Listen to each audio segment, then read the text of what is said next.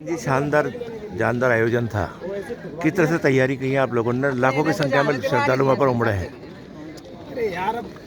हमारी तैयारी सामान्य तैयारी थी, इस बात से करते क्योंकि न तो हमारे पास पैसा था, न हम कोई इस प्रकार के कार्यक्रम करने के लिए ट्रेंड थे। फिर भी राजमंडी क्षेत्र के कार्यकर्ताओं ने जो काम किया है, अद्भुत काम किया है, खूब काम किया है, व्यवस्थित काम किया है। मैं उन सबका आभार व्यक्त करता हूँ। उम्मीद से ज़्यादा लोग उमड़े हैं वहाँ से। बिल्कुल उम्मीद से ज़्यादा लोग उमड़े, क्योंकि हमारी उम्मीद थी उतना तो हमने 1.5 लाख का तो पंडाल ही बनाया था। उस लगता था कि थोड़ा बहुत ज़्यादा है, 2 लाख आ जाएंगे, पर ये तो बड़ी संख्या थी। मैं आकलन करना संभव नहीं, क्योंकि परसों की जब कार्यक्रम था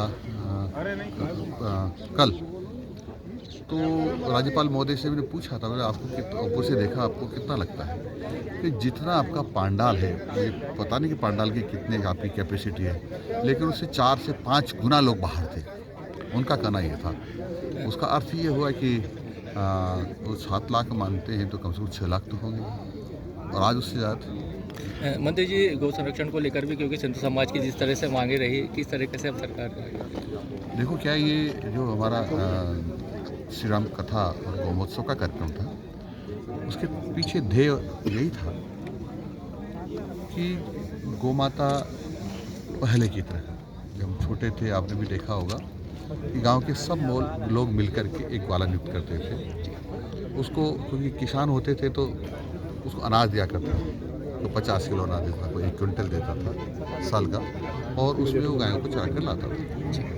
वो सबसे बेस्ट व्यवस्था थी, सबसे अच्छी व्यवस्था थी, क्योंकि उसके कारण से वो बूचड़ खाने वालों का हाथ नहीं लग पाती थी, पॉलीथीन नहीं खाती थी, सड़कों पर नहीं बैठती थी,